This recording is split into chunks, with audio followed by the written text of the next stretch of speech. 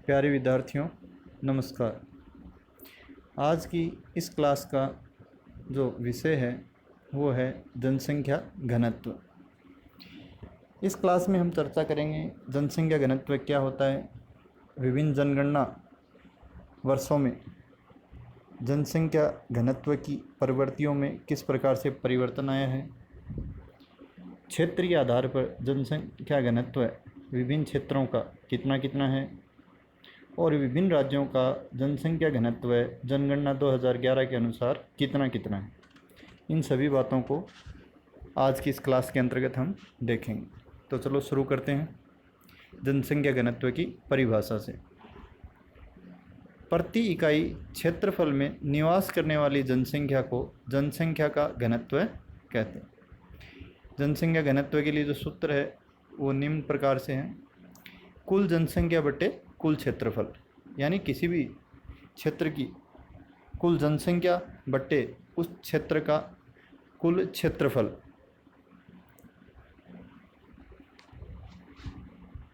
अब देखते हैं विभिन्न जनगणना वर्षों के दौरान जनसंख्या घनत्व में किस प्रकार से परिवर्तन आया है और कितने प्रतिशत वृद्धि विभिन्न दशकों के अंतर्गत जनसंख्या घनत्व में देखने को मिली है। तो जनगणना वर्ष 1901 में देखते हैं कि जनसंख्या घनत्व है प्रति वर्ग किलोमीटर है वो स्वतंत्र है। इसके बाद 1911 के दशक में जनघनत्व है वो बढ़ करके हो गया 82 और इस प्रकार से इसमें 5 अंकों की वृद्धि दर्ज की गई और प्रतिशत वृद्धि है वो 6.5% रही। 1921 के दशक में 1921 में जो जनघनत्व है वो 1 अंक घट करके 81 व्यक्ति प्रति वर्ग किलोमीटर दर्ज किया गया, यानी इसमें -1.2% की कमी दर्ज की गई। 1931 के जनगणना वर्ष में जनघनत्व में 9 अंकों की वृद्धि दर्ज की गई और ये बढ़ करके 90 हो गया, 90 व्यक्ति प्रति वर्ग किलोमीटर और इसमें 11.1% की वृद्धि दर्ज की गई। 1941 के जनगणना वर्ष में जनसंख्या घनत्व है वो 13 अंकों की वृद्धि के साथ 103 व्यक्ति प्रति वर्ग किलोमीटर हो गया और प्रतिशत वृद्धि रही इस दशक के दौरान 1931 से 41 के दशक के दौरान 14.4%। आज़ादी के बाद 1951 की जनगणना में जनघनत्व है वो 117 व्यक्ति प्रति वर्ग किलोमीटर दर्ज किया गया और पिछले दशक की तुलना में इसमें 14 अंकों की वृद्धि दर्ज की गई, यानी प्रतिशत वृद्धि के रूप में 13.6% की वृद्धि इस दशक में दर्ज की गई। फिर 1951 से 61 के दशक में जो जनघनत्व है वो 25 अंकों की वृद्धि के साथ 142 व्यक्ति प्रति वर्ग किलोमीटर हो गया।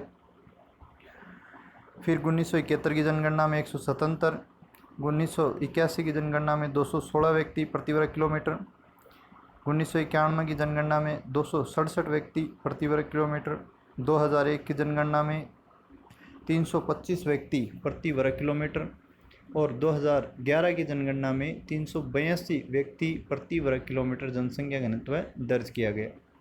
अगर बात करें 21वीं सदी की तो 2001 से 2011 का जो दशक था उसमें जनसंख्या घनत्व में वृद्धि दर्ज की गई 57 अंकों की, यानी ये 325 व्यक्ति प्रति वर्ग किलोमीटर से बढ़ करके 382 व्यक्ति प्रति वर्ग किलोमीटर हो गया और ये वृद्धि प्रतिशत के रूप में 17.5% रही।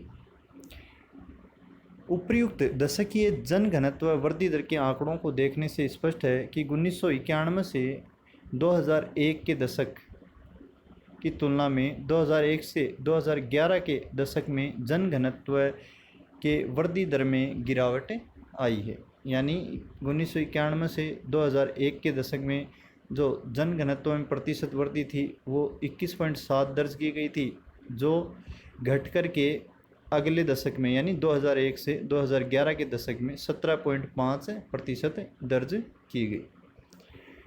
जो 1911 से 1921 का दशक था उसमें जनसंख्या घनत्व में ऋणात्मक वृद्धि अंकित की गई। और ऋणात्मक प्रतिशत वृद्धि दर है वो -1.2% रही। तो ये जनगणना वर्षों के दौरान जनसंख्या घनत्व की प्रवृत्तियों को हमने देखा। अब चर्चा करते हैं हम विभिन्न राज्यों के जनघनत्व की। 2011 की जनगणना में विभिन्न राज्यों का जनघनत्व है वो कितना रहा।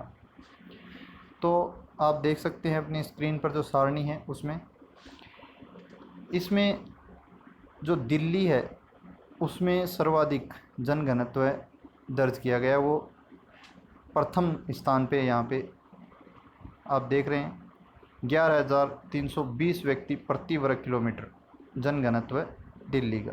दूसरे स्थान पर चंडीगढ़, तीसरे स्थान पर पुडुचेरी, चौथे स्थान पर दमन और दीव, पाँचवें स्थान पर लक्षद्वीप। यानी प्रथम 5 स्थानों पर केंद्र शासित प्रदेश काबिज रहे जनघनत्व की दृष्टि से। सर्वाधिक जनघनत्व इन्हीं 5 केंद्र शासित प्रदेशों में दर्ज किया गया है, जबकि जो बिहार है वहाँ पे 1,106 व्यक्ति प्रति वर्ग किलोमीटर जनघनत्व दर्ज किया गया। और ये राज्यों की श्रेणी में बिहार है वो प्रथम स्थान पे है, जबकि जो केंद्र शासित प्रदेश हैं उसमें प्रथम स्थान पर दिल्ली है।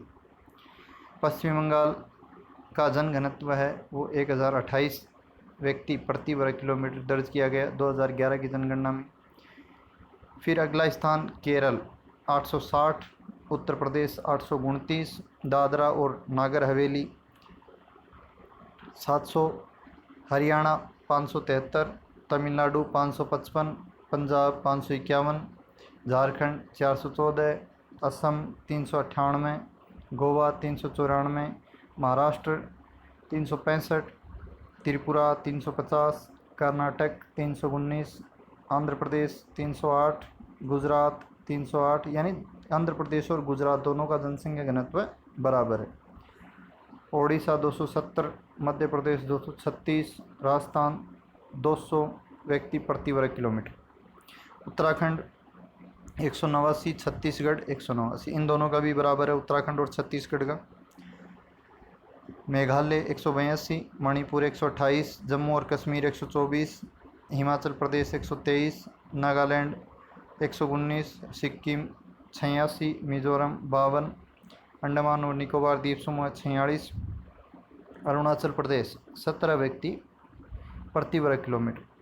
और इस प्रकार से भारत का जो जनसंख्या घनत्व है 2011 की जनगणना में 382 व्यक्ति प्रति वर्ग किलोमीटर दर्ज किया गया, जो पिछले दशक की तुलना में 57 अंकों की वृद्धि को दर्शाता है।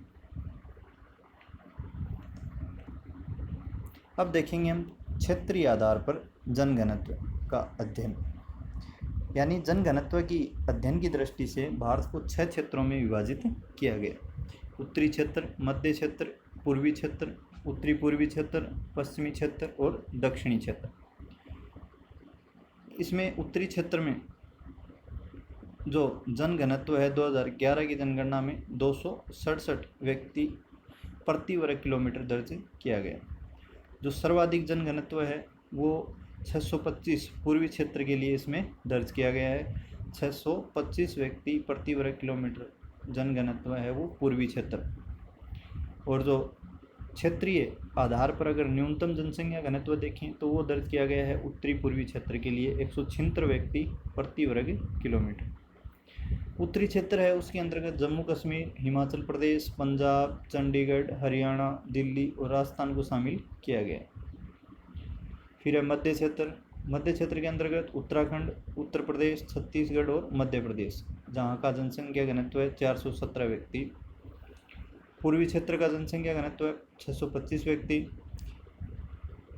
पूर्वी क्षेत्र में बिहार, सिक्किम, पश्चिम बंगाल, झारखंड, उड़ीसा, अंडमान निकोबार द्वीप समूह को शामिल किया गया। उत्तरी पूर्वी क्षेत्र के अंतर्गत अरुणाचल प्रदेश, नागालैंड, मणिपुर, मिजोरम, त्रिपुरा, मेघालय, यहाँ का जो जनसंख्या घनत्व है वो 176 व्यक्ति प्रति वर्ग किलोमीटर। पश्चिमी क्षेत्र का जनसंख्या घनत्व है 344। इसमें गुजरात, दमन, दीव, दादरा एवं नागर हवेली और महाराष्ट्र को सम्मिलित किया गया है। दक्षिणी क्षेत्र है, इसमें आंध्र प्रदेश, कर्नाटक, गोवा, लक्षद्वीप, केरल, तमिलनाडु, पुडुचेरी को। और यहाँ का जनसंख्या घनत्व है दक्षिण क्षेत्र का 397 व्यक्ति प्रति वर्ग किलोमीटर दर्ज किया गया।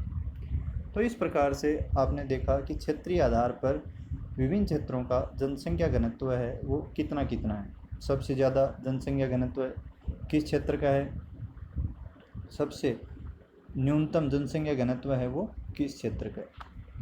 धन्यवाद।